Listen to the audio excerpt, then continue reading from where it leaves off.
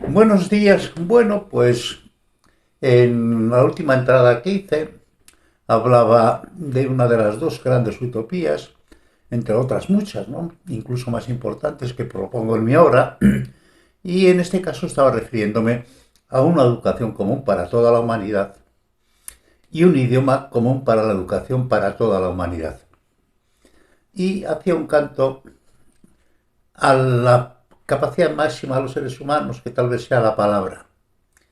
Y decía de la palabra, por enlazar con la entrada anterior, universos dentro de universos que se reflejan y se repiten en series infinitas de posibilidades encontradas, de posibilidades infinitas por y para encontrar. Valor de la palabra humana, esperanza de común entendimiento, capaz de acariciar, capaz de herir, capaz de descubrir, capaz de preguntar, capaz de conocer, capaz de explicar, capaz de educar, capaz de consolar, capaz de odiar, capaz de amar, capaz de dar vida, capaz de dar muerte. El hombre solo es un animal que habla, y el habla, la palabra, es lo que nos ha hecho ser lo que somos, tanto en el interior como en lo exterior. En el principio fue logos, entre comillas, que significa tanto palabra como espíritu, como razón, como conocimiento. Comillas. En el principio estaba la palabra, logos, y en la palabra estaba Dios, y la palabra era Dios. Evangelio de San Juan. Lo repito, lo repito. En el principio estaba la palabra, logos, la razón, el conocimiento.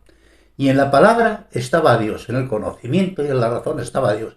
Y la palabra era Dios. Ahora estamos proponiendo a algunos lo mismo, pero no con la fuerza, ¿verdad?, del Evangelio de San Juan. Y en el verbo, en la palabra, en el espíritu, en el conocimiento y en la ración compartida universalmente está la clave de todo entendimiento. Lo repito. Y en el verbo, en la palabra, en el espíritu, en el conocimiento compartido y en la razón compartida, universalmente está la clave de todo entendimiento. Y en el fin será el verbo, principio de otro superior nivel de entendimiento.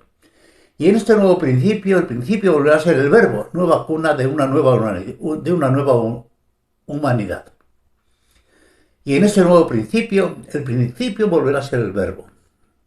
Lo que estoy proponiendo, lo que os propongo. Una sola lengua para toda la humanidad. Comillas. Lo único que constituye al ser humano es su lenguaje. Rorty. Cerrar comillas. Si usásemos un mismo lenguaje en la educación, nos constituiríamos unidos en nuestra base primigenia.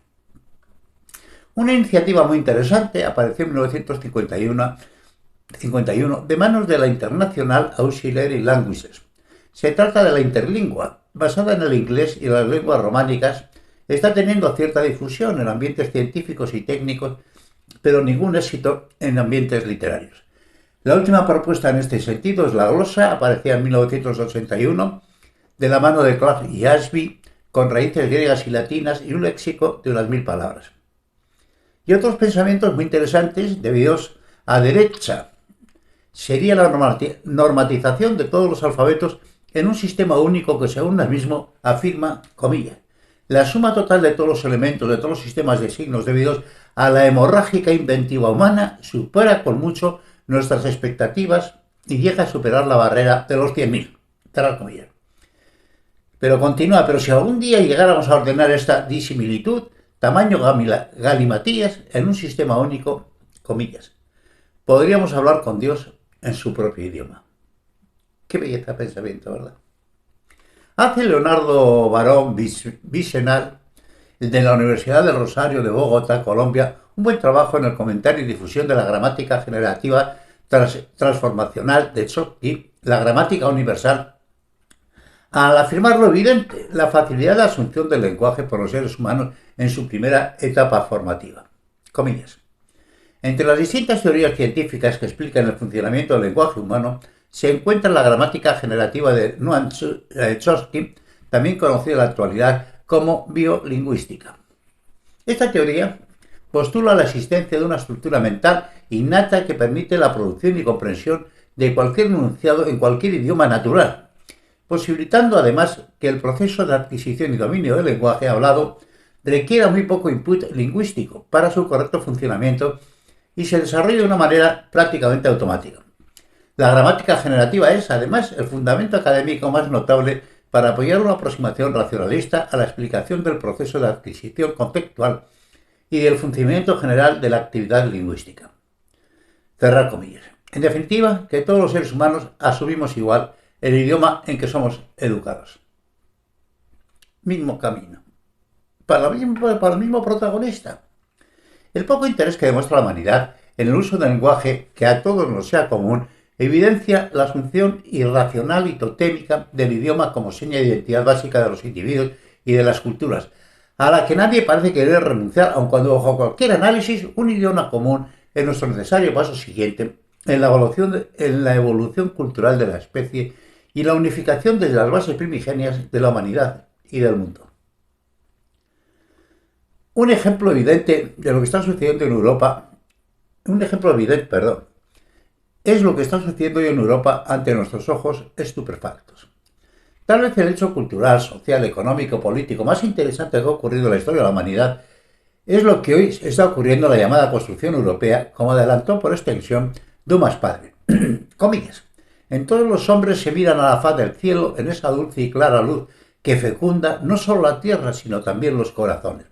La fraternidad crece como una cosecha santa y los mismos enemigos, extrañando los odios que les agitaban tan largo tiempo, avanzan no uno contra otro, sino para unirse, no armados, sino lealmente. Este pensamiento es exactamente la Comunidad Europea. Esto es del continente más ensangrentado de todos, aunque todo el mundo ha derramado sangre con una alegría tremenda, la sangre ajena naturalmente, ¿verdad? Europa, esto es exactamente lo que está sucediendo con la Unión Europea. La fraternidad crece como una cosecha santa y los mismos enemigos, extrañando los odios que les agitaban tan largo tiempo, avanzan no uno contra otro, sino para unirse, no armados, sino lealmente. Bajo esa marea que asciende ríos y montañas desaparece, la geografía se pierde. Se trata de hacer una nación de naciones, no por dominio, no por imposición, no por conquista, por la libre voluntaria asociación de todos los europeos. Una nueva nación que nace del común consenso y de los valores morales y entendimientos democráticos comunes. A pesar de una procedencia cultural que nos es común a todos los europeos, de unas creencias religiosas originalmente más o menos similares, y de los numerosos intercambios de todo tipo a lo largo de milenios, en un mundo ensangrentado por las continuas confrontaciones, Europa puede ser el lugar más ensangrentado de todo. Constituida a comienzos de este segundo megamilenio, unas 43 naciones, de las cuales 28 forman hoy la Comunidad Europea, que a su vez engloban un increíble mosaico de pueblos y de minorías culturales con sus propias lenguas y dialectos, toda su historia y la historia de una permanente confrontación de todos contra todos. Eso ha sido la historia de Europa, hasta la constitución de la Comunidad Europea. Hubo un tiempo, hace unos 2500 años, que Roma tuvo una posición hegemónica, comillas, después de siglos de guerras con otras tribus vecinas, en el Mediterráneo y se convirtió en el punto focal donde se acumularon todas las antiguas culturas, papel que antes había desempeñado Grecia con las culturas orientales, cuya tradición cultural Roma también heredó y asumió.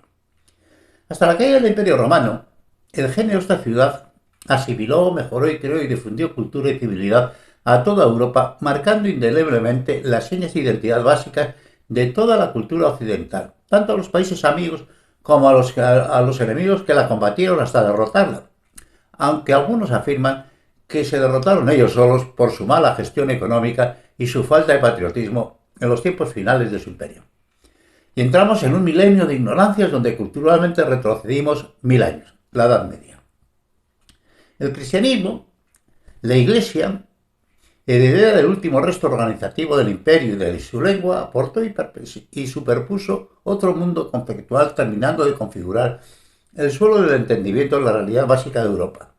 En Oriente, el imperio permaneció hasta la caída de Constantinopla en 1453 y sus herederos culturales fueron sus conquistadores, los árabes, que de nuevo nos volvieron a traer a Europa por medio de España muchos de los conocimientos perdidos con muy significativas aportaciones, especialmente las derivadas del universo persa y egipcio. Si fuese verdad que no hay evolución sin confrontación y que de la confrontación nace el progreso, desde luego Europa ha tenido todos los motivos para alcanzar el progreso.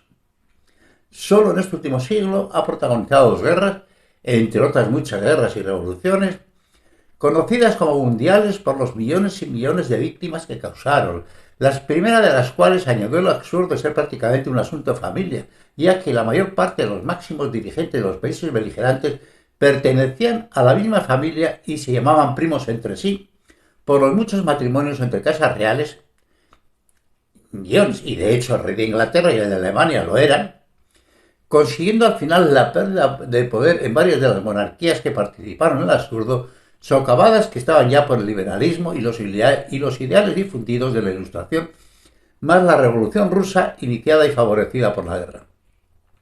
Y en la segunda perdimos el equivalente al 3% de la población mundial, unos 60 millones de personas. Destrucción de Europa completa, en fin, lo que fue la guerra mundial. Un asunto absurdo, absolutamente absurdo.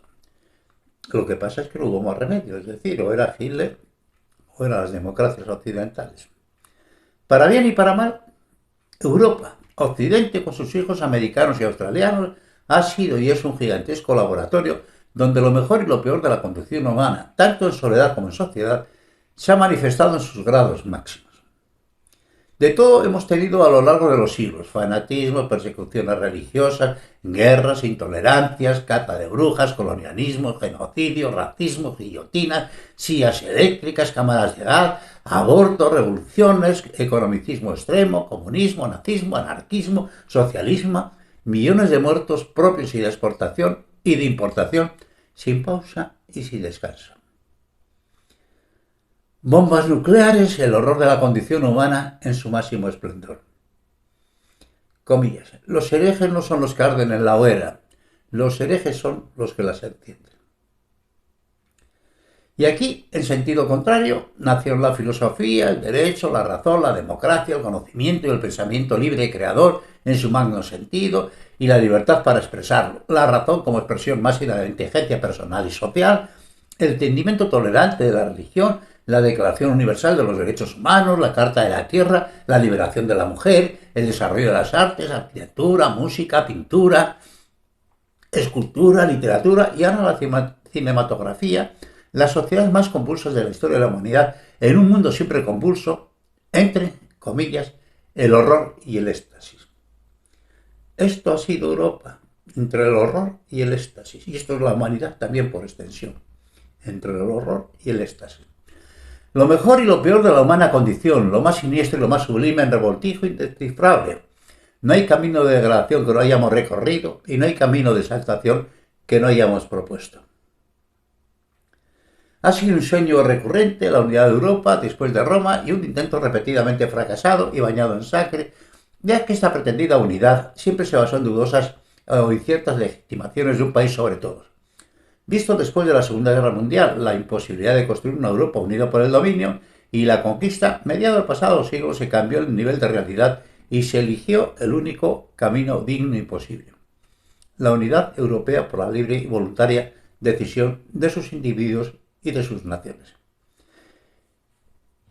Yo soy un europeísta convencido, bueno, no solamente un europeísta, es un mundialista convencido, ¿no?, de que la humanidad debe tener solamente una nacionalidad, solo una, en este planeta no cabe nada más que una, pero bueno, Europa es un camino de esperanza y ejemplo para el mundo, ¿no? Pero, como todas las construcciones humanas, pues está llena de problemas. Y digo que esperemos que la hipertrofia burocrática, el secretismo en las decisiones, el elitismo y no la cercanía con los ciudadanos europeos, la lejanía conceptual y no la integración como meta sublime, el exceso de los lobbies manipulando la realidad en nombre de las multinacionales, el peso de los comités de expertos sobre los criterios ciudadanos, los dislates de los políticos, la lejanía emocional con la ciudadanía y los pequeños grandes egoísmos de las naciones, y el descuido y la responsabilidad presupuestaria de algunas naciones, la falta de una fiscalidad común, más el predominio de una Europa de mercaderes financieros, en base a nacionalismos feroces y no de ideales compartidos, no destruyan el más bello sueño y el más bello ejemplo para tantos espacios en el mundo y para el propio futuro del mundo. Y ya que de cualquier realización que se haya hecho en Europa, en cualquier campo, ninguna ha tenido jamás la importancia universal de la Unión Europea, el espejo más importante para el futuro del mundo. Estos avisos y estos temores se materializaron finalmente en 2016, donde el Reino Unido votó la permanencia en la Unión Europea y el denominado Brexit ganó la votación, abriendo un panorama de grandes incertidumbres del gran y bello sueño europeo. Los ingleses decidieron que la Unión Europea querían todo lo bueno, pero, repito, los ingleses decidieron que de la Unión Europea querían todo lo bueno, pero nada de lo malo, lo que es imposible por definición. El paquete es completito, el paquete es entero, con lo bueno y con lo malo. En principio, lo material parece ser que el daño será para todos, pero especialmente para los propios ingleses, que serán sin duda los más perjudicados y con graves peligros para su propia unidad nacional, ya que en el referéndum convocado por Escocia para su independencia, el argumento más importante de la campaña ganadora fue que si salían del Reino Unido también saldrían de Europa. ¿Os acordáis, ingleses? ¿Os acordáis que ese fue el argumento? Oye, Escocia, no salgáis porque también saldréis de Europa. Pues ahora Escocia quiere salir precisamente para continuar en Europa. Ahora es justamente lo contrario. Si quieren permanecer en Europa, deberán abandonar el Reino Unido. Y puede ser que Irlanda del Norte decida finalmente en la unificación de la isla en una sola Irlanda europea, con lo que el Reino Unido como tal virtualmente desaparecería. El motivo principal de la salida de Europa, además de los ya anunciados, en Inglaterra ha tenido especial relevancia la inmigración incontrolada que estamos padeciendo y que los Estados miembros y la Comisión Europea están gestionando francamente mal. Francamente mal. En otras partes de trabajo ya se habla in extenso de los problemas de la inmigración y del terrorismo islámico que está golpeando gravemente a Europa, pero la suma de todos estos factores están despertando muchos monstruos que creíamos enterrados. Los populismos demagógicos de derechas y de izquierdas, que están empezando a asolar las democracias occidentales, incluyendo los Estados Unidos. ¿Quién lo diría? ¿Quién lo diría? Despertando otra vez los nacionalismos feroces y excluyentes, nuestra peor bestia doméstica.